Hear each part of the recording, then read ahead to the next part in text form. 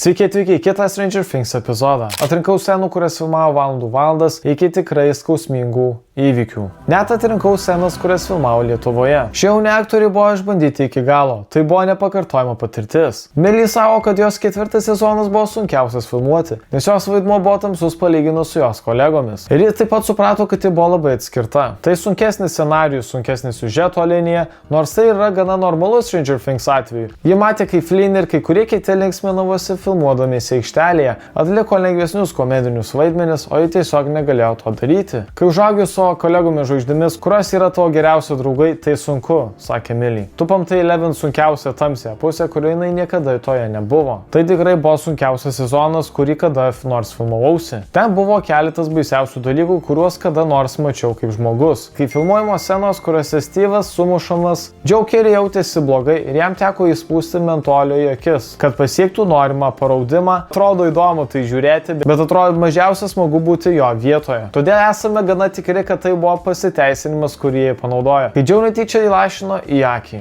Jei tai buvo tyčinis veiksmas, galbūt tai padėjo išvalyti jo sinusus. Joe nebuvo vienintelis, kuris vėmė. Šiame epizode buvo 11 The Void dalyvių, kuriais stengiasi ištrūkti iš Billy gniaužtų, kai ji nukrito. Jis sukosi aplink šį triuką. Millie buvo pritvirtinta prie įrangos, kuri ją sukiojo ratu. Millie pripažino, kad fiziškai tai buvo neįtikėtina sunku. Po kelių bandymų nenustebau, kad Millie pradėjo vemti. Jie apie tai parašė su antrašte: tu mane sukioji, kūdikėlį. Sukioji. Po šio numerio Millie tikrai sukosi, bet dabar tai tik jos galva, kurios sukimasis filmavimo metu ir saunoje buvo sunkus visai aktorių komandai ir filmavimo grupiai. Jie praleido 4 dienas mažoje scenoje, praktiškai tokio dydžio kaip tikra sauna, su 6 aktorius ir apie 100 filmavimo grupės narių. Ten buvo ankšta ir labai karšta, o scenoje filmavo milijonas skirtingų būdų. Scena, kuri nepavyko, yra ta scena, kuri pateko į serialą, kai ji nugriuvo ant Finn Wolfhard. Tai tiesiog įvyko dėl natūralaus išsekimo. Galima net pamatyti, kaip Mike šiek tiek išeina iš vaidmens, kai jis pradėjo ieškoti pagalbos. Millie gali būti karštakošė, bet mes tai patikslinkime.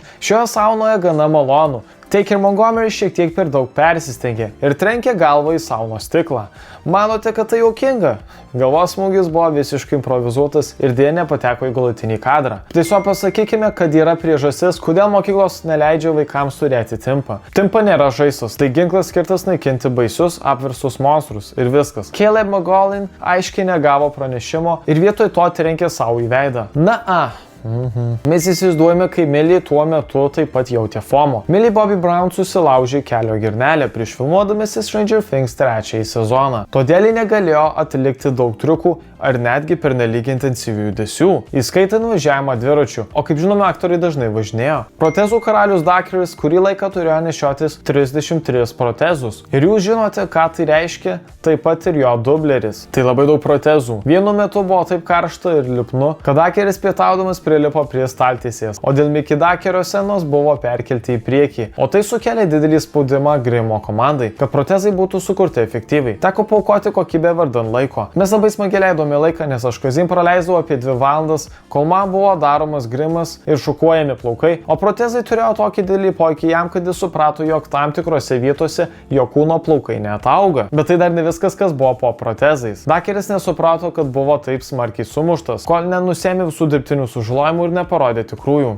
Daker prisipažino, kad buvau nuo galvos iki kojų padengtas įbrėžimais iki mėlynių, o nuo pirštų nuskiniau visą odą. Aš tiesiog investavau į tai. Nors Schnapp atrodė prakaituotas, vienintelis dalykas, kuris degė, buvo jo akys. Schnapp kontaktiniai lęšiai tikrai padarė jo akis ugninės, bet tai nebuvo vienintelis dalykas, kuris apsunkino jo apsėdimo scenos filmavimą. Realiame gyvenime buvo žiema, o jo kostiumas nebuvo pritaikytas tokiam orui, o šildytuvai, kuriuos matote seriale, nesukuria jokios realios šilumos. Geriausias būdas sugadinti savo aktoriaus karjerą yra sunaikinti savo balso stygas. Millie turėjo tiek daug rėkti seriale Stranger Things, kad per 8 mėnesius 5 kartus prarado balsą, bet ji taip pat turėjo grįžti ir ADR, todėl vėl jį prarado. Mes klausime, ar tai sustabdė gamybą. Ar ji žino, kad per šiuos rėkimus reikės laiko išgyti ir sudarė grafiką atsižvelgiant į tai? Na, pasirodo taip. sudarė į grafiką. Vargšai Demogorgonai, giliai širdėje yra tiesiog vyrai, atsidūrė labai nepatogioje situacijoje. Demogorgono protezavimo kostiumas buvo sunkus Markui Seegeriui. Jis turėjo atlikti keletą tikrai sudėtingų triukų, bet didžiausia problema buvo tai, kad jo regėjimas buvo labai ribotas. Tai buvo labai sunku, kad galiausiai nusprendė naudoti kompiuterinę grafiką, nes praktiškai kostiumą dėvintis vyras tiesiog negalėjo to padaryti. Millie nebuvo vienintelė, kuri per ilgą naktį filmavimą susižeidė balso stygas.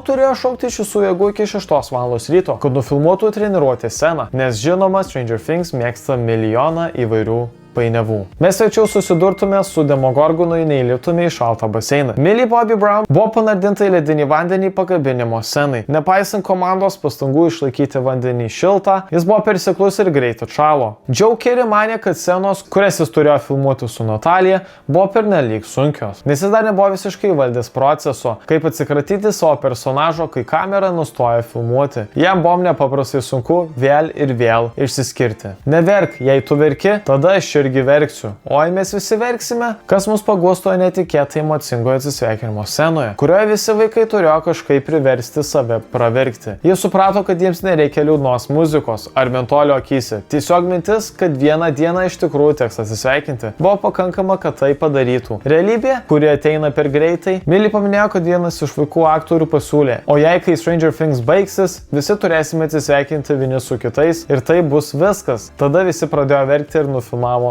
sceną. Žinote, daug adrenalino niekada nebuvo darę, nieko panašaus. Tai buvo kaip antroji kovos diena, taip pat žinoma kaip Demogorgono kova. Tai nėra taip, kad mes tikėtumės, jo kova rusų kalėjime buvo saugiai sufilmuota. Bet kalbant apie pavojingas scenas, tai tikrai yra viena iš tų.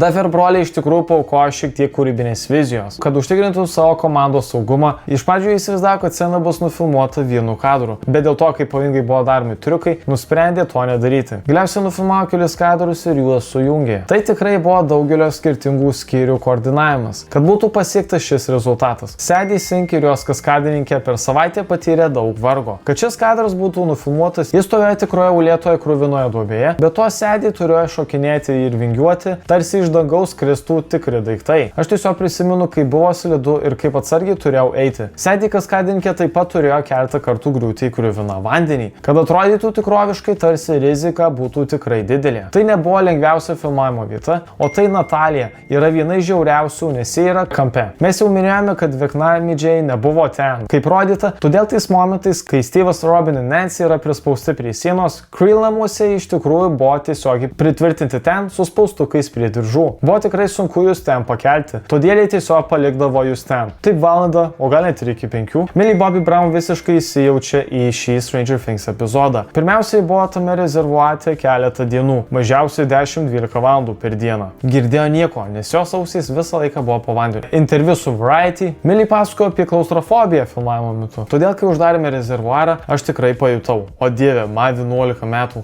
aš tikrai tai išgyvenu. Kalbame apie emocinį ir fizinį krūvį. Aš turėjau kažką daryti, bet tiesiog skleidžiau garsus. Iki filmavimo pabaigos, ypač palėpė scenos, Caleb McGollin buvo daug išgyvenęs. Jis turi didelę kovos sceną su Mason Dye personažu Jasonu, kurią filmuoti užtruko neįtikėtinai ilgai. Nežinau kodėl, bet prisimenu, kad žinojau, jog turiu tai padaryti. Psichologiškai pasiruošiau tam. Tai buvo ilga diena, o jos pabaiga, kai jis šaukė Maxą, jo emocinis intensyvumas yra milžiniškas, dėl to jis netgi improvizuodavo keletą eilučių. Jis atliko tiek daug fizinės veiklos ir tiek daug šaukė, kad beveik prarado balsą. Tai buvo beprotiška, bet filmuoti buvo tikras smagumas. Joks kiekis šiltųjų kojinių negalėjo padėti David Harbourui. Esate tikri, kad pastebėjote legendinį personažą Hopperį, kuris visiškai basas pabėgo iš TSRS? Taip, tai buvo visiškai tikra. Tikrai nėra malonu ilgą laiką būti basomis ant sniego. Nereikia net sakyti, kad jis daug labiau mėgo filmuotis Atlantoje nei šaltame chaose, kuris buvo Hopperio kelionė per Lietuvą. Sadie ir jos kaskadininkė praleido nemažai laiko prisisegusios diržus ir buvusios traukimus. Buvo tarsi virvė pririšta prie mano kulkšnies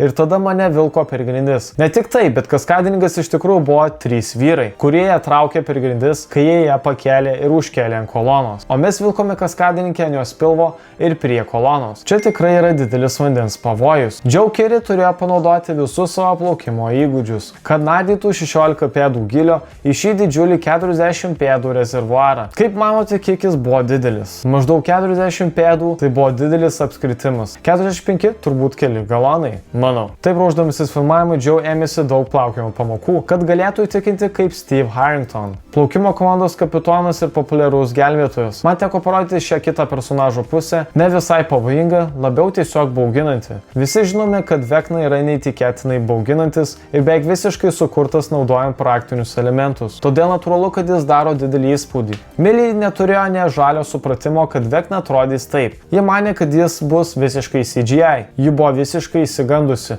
Ji net negalėjo nufilmuoti scenos. Per visą repeticiją aš tikrai verkiau. Bet kas nebūtų išsigandęs pamatęs Vekną vaikščiojantį po tavo darbo vietą. Ypač kaip po viskų yra Jamie Campbell Bower, kuris net neišėjo iš savo vaidmens. Tarsi kalbėčiau su juo savo mintyse. Turėjau įtraukti keletą trečiojo sezono bonusų. Natalija Dyer buvo labai kieta šio sezono trečiojo sekvencijoje. Ji tikrai turėjo ištverti bent keletą migrenų dienų, dienomis mirgančių šviesoms, kuris padeda labiausiai susirgti migreną. Net ir su jos skaudančia galva, ji greitai pasiūlė pati atlikti savo triuką, kai ją mesti į sieną. Aš bandžiau juos įtikinti, kad leistų man tai padaryti, bet jie pasakė, kad jokių būdų jai tikriausiai buvo geriau palikti tai profesionaliems kaskadininkams. Jie buvo puiki ir tikrai labai gerai padarė savo darbą, kai ją kelis kartus metė į sieną. Trečiame sezone reikia mylėti gerą Hawkinso muštynės rusų sceną. Joe Carey pats atlieka visus savo triukus, kovodami su sargu, kurio tikras vardas yra George. Tai George iš Rusijos. Jis ir jo šeima prisijungė prie cirko. George turėjo daug smūgių šioje scenoje. George turėjo gauti visus smūgius. Atsiprašau, belaimė jis turėjo kaskadininką, kuris pakeitė jį vienoje iš pavojingesnių scenų, kur Joe trenkė jam telefonu per veidą. Telefonas buvo pagamintas iš putų, bet kitas smūgis buvo 100% tikras. Tada kaskadininkas iš tikrųjų trenkė galvą į stalą ir trenkė taip stipriai, tai matosi. Tai tikrai ne juokai. Šitą netingą aktorių filmavimo komanda tikrai nėra svetima pavojams. Jie tikrai viršijo mano lūkesčius. Tuo, kaip baisiai jie galėjo elgtis nuo nelaimingų atsitikimų filmavimo aikštelėse iki tikrų skausmingų varginančių scenų. Jiems atrodė kaip įprasta diena biure. Kuri scena jūsų nuomonė buvo sunkiausia? Jei surinksime 400 laikų, padarysiu kitą epizodą apie Stranger Things. Su jumis bus Šioris ir iki greito. Iki.